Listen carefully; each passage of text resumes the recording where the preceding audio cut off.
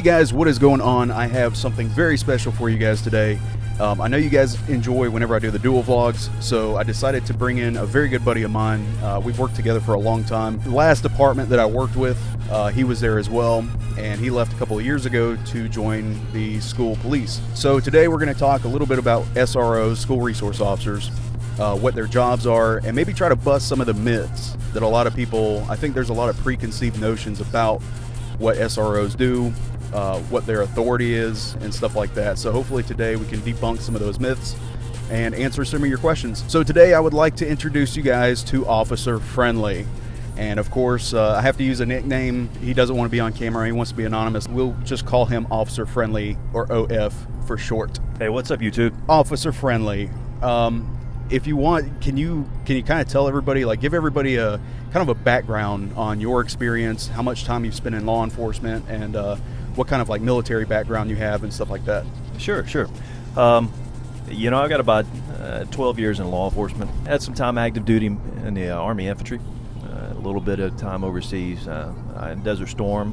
Did a little time as a contractor, about 10 years. That's awesome. So he has a lot of experience, and let me tell you guys something else about Officer Friendly. I've known Officer Friendly for a long time, and I can honestly say, and I'm not trying to blow, I'm not one to blow smoke, but I can honestly say this guy is one of the most intelligent people I have ever met, and he's very knowledgeable when it comes to case law and procedures and stuff like that. And on top of that, he is also one of the fairest cops I have ever seen. He tries to give everybody a chance. He believes everybody until they give him a reason not to be. So this is like, every cop should be like this guy. Like, he knows his stuff, he treats everybody with respect, and he's just a prime example of what a law enforcement officer should be like. And that's another reason why I wanted to bring him in for this interview today. So let's get started with debunking some of these school myths. First of all, how long have you been with the SROs now? About 4 years total. Some part-time as a secondary job, in our last agency where we worked together. And then I just transferred over there full-time not too long ago, a year or so. Okay, so I'm sure the most common question that's going to be asked is, are school resource officers actual police officers? Well, depending on your jurisdiction, yes, and possibly no. Some of you folks out there in YouTube land, your SROs are going to be security guards. Particularly where we are, the SROs happen to be sworn, certified police officers authorized in accordance with the state law to enforce the law, make arrests, and do whatever needs to be done to protect the lives and property at the school. All right, so what are some of the most commonly asked questions of a resource officer? Oh, man. Can you tie my shoes? No, seriously. I happen to be blessed enough to work in a school where I deal with actually elementary school-age kids, and unfortunately sometimes their parents. Man, I get asked for all kinds of things from teachers. Hey, can you lift this up for me? Sure, be glad to. We lose sight too often of the fact that what we're there for is actually to help people. And it doesn't matter what we're doing.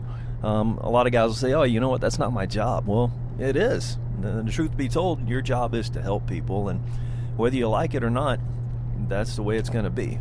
People look to you for a lot of things. The biggest thing I get is people that want to know, what do I do in this situation? Somebody says, hey, so-and-so happened to me.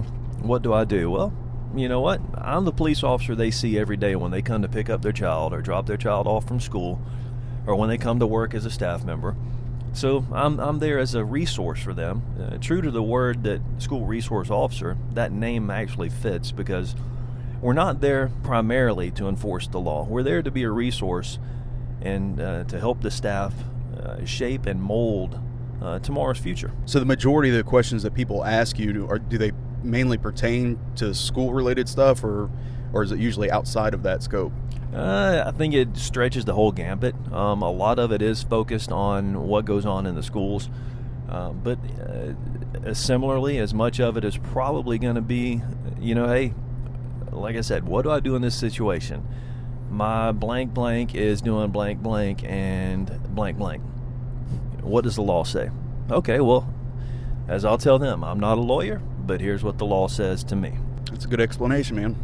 One thing that I've thought about, and guys, you guys know I don't have any experience being an SRO. I don't know what their day-to-day actually entails, but looking from the outside in, as an officer that's been doing this for almost 10 years, it has got to be frustrating being a school resource officer. And the reason why I say that is because I can see there being much more politics involved. I would think that you have to be much more careful, I guess, what you say, and dealing with the parents. And like dealing with the parents has to be a headache, because it's their kids, and I understand that.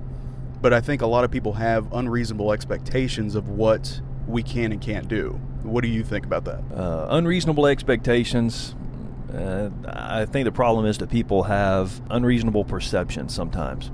And as a father, I understand that our tendency is to believe that our child is completely innocent, is a little angel, a little Johnny or a little Sally can do no wrong. When the truth of the matter is that they're humans, they're just little humans, and as long as we treat them like people, we'll get somewhere. Even the little kids, man, they just want to be heard. They want to have their opinion valued. They want to have their say, if you will. So when the parents come in, if there's a problem with the child and I have to be involved, sometimes I'm only involved as a witness. They're on behalf of the administrator to say, hey, look, yeah, they actually told the child this, and this is what was or was not said. I can document that in just a statement, an email, or an actual police report, depending on the circumstances. More often than not in my school, that's all I'm doing. I'm just there to help document something and give people an opportunity to have an extra witness. I can tell you, though, that one of the things we have to be careful about is when a parent comes in and just starts to lose their mind. Because the one thing I can't do is sit there and allow somebody to attack a teacher. Verbally, that's one thing. Physically, that's completely different. Yeah. And, oddly enough, I've had stupidity going rampant at my school, and it seems like it comes in waves. But I've had domestic violence situations where parents attack each other in the hallway in front of kids. Man, keep that stuff at home. Nobody wants to see that mess.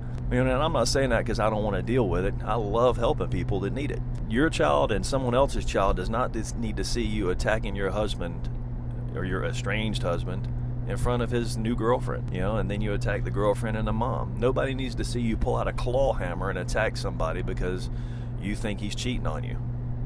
I saw it happen. Yeah, I'm not trying to justify the situation happening anywhere, but definitely at a school, man. Like, you would think that people would go out of their way to set a good example for kids, and to be doing stuff like that at a school is just, I don't know, it says a lot about their character. Sometimes when things like that happen, multi-victim violence and the culture that we live in today, the risk is there. Every school in our agency that we serve has gangs, and that's including the elementary schools. Gangs are recruiting younger and younger children. They're glamorizing it. The culture is pervasive to the point where it merits concern. Drugs, middle schools and high schools have it. You're there because as a student, that's your job. It's mandatory for our area in this state. You're going to go. It's compulsory attendance. Now, okay, so as a school resource officer, I mean, how do you deal, like you just mentioned the gangs, how do you deal with a kid who looks up to this group, right, and he thinks it's the right thing to do? And like you said, there's a culture that glamorizes that stuff. How do you tell a kid like that, how do you talk sense into them? Man, it's hard, honestly. The best thing to do, and in my estimation, and for what I can do, is number one, provide a good example. I can provide a steady state, stability and security, and an open ear and heart. I can listen to that child, find out about what they really want, and try to steer them to services and people who might be better equipped to be more of an impact in that child's life, whether it be someone in their church, someone in their family, a mentor, someone who has been in and left the gangs. The offense that they've committed, let's say it's assaulting another child. A no kidding assault where they didn't just have a schoolyard fight. This kid was beating somebody up. I might file a juvenile complaint form, or I might do a referral to an alternative or a diversion program to try and actually get the kid some resources to change their life. I'm not all about putting somebody on paper and giving them a criminal record, if you will, even if it was juvenile. I think that that's not what we're there for. We should be changing lives for the better if we can. Oh, absolutely, absolutely. A lot of the people that watch my videos are a younger crowd. It's between like 15 and 19. And I've had a lot of people ask me, hey, Officer 401, I'm getting bullied at school. I don't know what to do or who to talk to. And I don't really know a proper route to give them because, again, I don't have any experience in the school system. So if you have a kid that's being either bullied in person or cyberbullying, what would be your first recommendation on steps to take to eliminate that? The first thing you got to look at is yourself. Are you in danger? And if you are physically in danger, then you've got to take steps. Protect yourself no matter the cost, and that includes protecting yourself from your own depression and anxiety. If you can recognize that, hey, wow, I feel like I've got nowhere to turn, then you need to get some help now. Find your local school resource officer. If you've got one, go ahead and speak to that person and say, hey, you know what, I need some help with this. And if you don't have a school resource officer, or the worst case scenario, you have one that you don't trust or you don't have any faith in, then you need to go find someone you can talk to. And that can be someone at the local police department, that can be a teacher or a staff member or administrator. Almost every school, I would wager, has an anti-bullying policy where you can make sure that on school grounds or on the school bus, a lot of junk happens on the school bus, man. It's no strange fact while we got video cameras on the buses now and monitors. We've got kids getting sexually assaulted. I know that there's been children across America before that have been hurt badly. Some of them have been raped on school buses, and that's just uncalled for. We can't let that happen. Talk to someone. And when I say someone, I mean somebody with some authority. And don't be ashamed to talk to them. You're protecting yourself.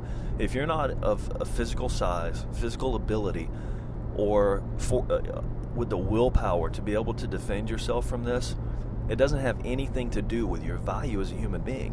What it's got to do with is one person trying to exert power over you. And something you may not be aware of. There's only two ways you can get somebody to do something that they don't want to do. One is through reward, and the other is through fear of violence. Maybe I'm just, I don't know, I'm not going to say old-fashioned, but, I was always raised where, if somebody's picking on you, just ignore them, leave them alone, they'll go away. But I never really had those problems in school. I was never a bully, and I was never picked on. I was just kind of, I don't know, I just kind of slid by. I tried to get along with whoever I got along with, and if I didn't like you, I just didn't talk to you. That was really it. So I really didn't have those problems in school. I did. Yeah, man. I got bullied a couple of times in school. And I've seen both of those guys later on in life. One of them, I could take him or leave him. The other guy, he acted very nice. I actually was helping his kid out on the street one day in the previous agency we worked for. His kid had stolen some money, and just being a kid. He wasn't being a thief as much as, like I said, just being a kid, doing stupid stuff. Got him to go return it, and the person who complained about it said, they just wanted to teach him a lesson, and that was done. I mean, that's just community policing at its finest to me. As when we can facilitate parents getting together and talk to one another and working something out for the betterment of everybody involved. But the other guy, man, in third grade, this dude would chase me every day for about a week and a half. And my mom finally told me, she said, if you don't whip this kid's ass, it's going to continue. Yeah. So you know what I did? I whipped that kid's ass. One of the things that I did want to say, a lot of people make jokes, they laugh, they carry on about school resource officers and things like that, and that's okay, man. You can have fun. But one of the things I want you to remember is that if the officer is doing his and her job and they have their hearts in it, when they get up in the morning and they go to work, they kiss their kids goodbye, say goodbye to their wives or husbands, their spouses. They put on their gun belt. They're just like every other officer out there on the street. You go to work knowing that last kiss, that last I love you, that last see you later, even if it's just to your puppy, that might be the very last time that person sees you alive. And when I go to school and I see the children and they run up and they hug me and they call my name from across the parking lot because they're genuinely happy to see me, that makes me feel good. Oh, I bet. Absolutely. But in the back of my mind, I know why I'm there. And that's to make a difference. That's to stand in the line and to be that barrier between anyone that would hurt my kids at school and those children. See, guys, this is exactly what I was talking about. This is why I like Officer Friendly. He is not one of those cops that just goes to work and It's just a job. It's a paycheck. What time am I getting off is his only concern. That's not him at all. He's really made this a lifestyle. It's a passion for him. And that's, to me, that is what makes a good cop. You can know every law in the book. You can know every procedure in the policy manual. But unless you have a passion for that job, you're not going to be as effective as somebody that does. And we're going to go ahead and wind this down. We're starting to get short on battery time. But guys, thank you so much for joining us today. I really appreciate it. Officer Friendly, thank you for attending. Man, I appreciate you taking the time to invite me, to have me on your YouTube channel. You know, if folks out there, if you want to see me back again, just let Officer 401 know. He called me up and he was like, hey, you know, how about this idea or this idea for a YouTube video? So we actually started thinking maybe we should come up with some sort of a series. I can't guarantee you guys that it would be released on a regular basis or like every Monday at 10 o'clock or anything like that. But if you guys want to see Officer Friendly again, let me know in the comment section below, and we'll get him back. And he has a lot of good video topics I think would be awesome to talk about on this channel. So anyway, guys, thank you so much for joining. I appreciate the support. If you have any questions, comments, or otherwise, leave them in the comment section below. I hope you guys enjoy the rest of your weekend, and I will see you soon. Be safe.